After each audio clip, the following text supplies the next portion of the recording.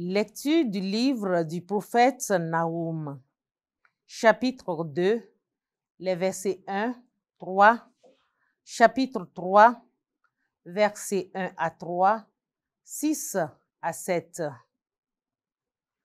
Voici sur les montagnes les pas du messager qui annonce la paix. Célèbre tes fêtes au Juda, accomplis tes vœux, car le mauvais ne recommencera plus à passer sur toi. Il a été entièrement anéanti. Le Seigneur revient. Avec lui, la splendeur de Jacob comme celle d'Israël. Alors que les pillards les avaient pillés et avaient ravagé leurs vignobles.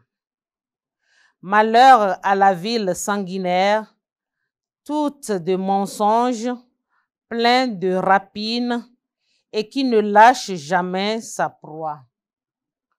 Écoutez, claquement des fouets, fracas des roues, galop des chevaux, roulement des chars.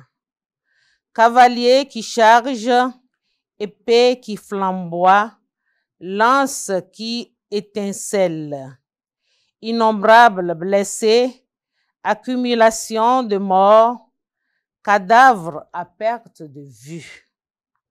On bute sur les cadavres. Je vais jeter sur toi des choses horribles, te déshonorer, te donner en spectacle. Tous ceux qui te verront s'enfuiront en disant, Ninive est dévastée, qui la plaindra? Où donc te trouver des consolateurs? Parole du Seigneur.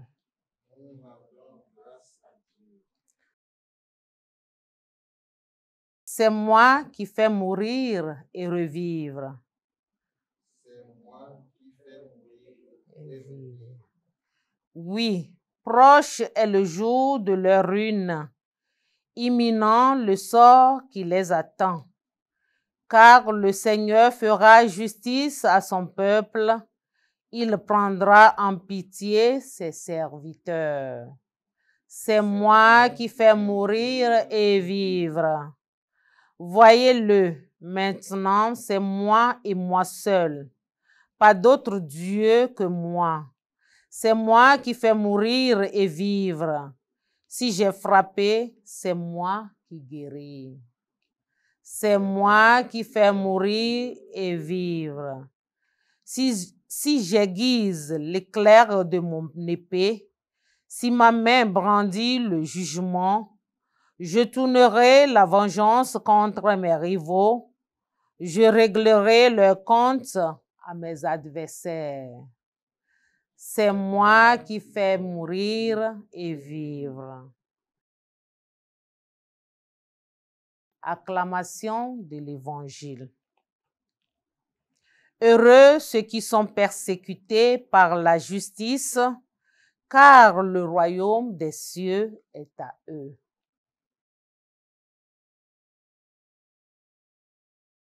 Évangile de Jésus-Christ selon saint Matthieu.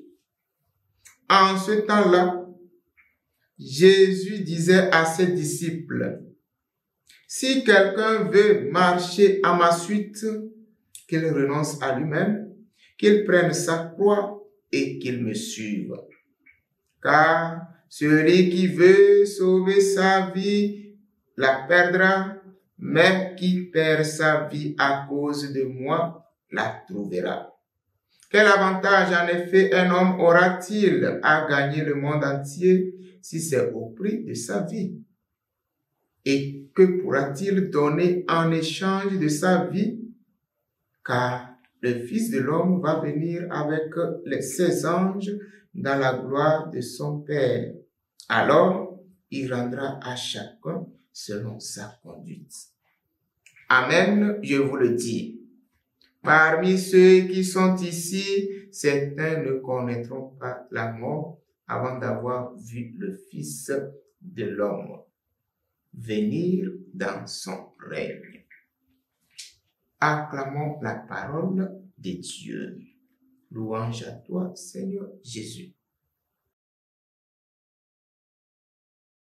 Chers frères et sœurs, l'évangile que nous propose l'Église en ce vendredi 9 août nous montre Jésus qui révèle à ses disciples que le disciple doit marcher là où le maître a marché. En effet, après s'être assuré que sa vie, sa vraie identité est connue par ses disciples, Jésus décline aussi sa vraie mission et le devoir du disciple. Marcher à la suite du Maître. Marcher à la suite du Christ, c'est mettre nos pas dans ses pas. Qu'il nous soit donné alors la force de le suivre fidèlement malgré nos faiblesses. Parce que nous savons que suivre le Maître, le Fils de Dieu, ce n'est pas facile. Que sa grâce nous accompagne pour que nous ayons les énergies nécessaires pour marcher fidèlement à sa suite.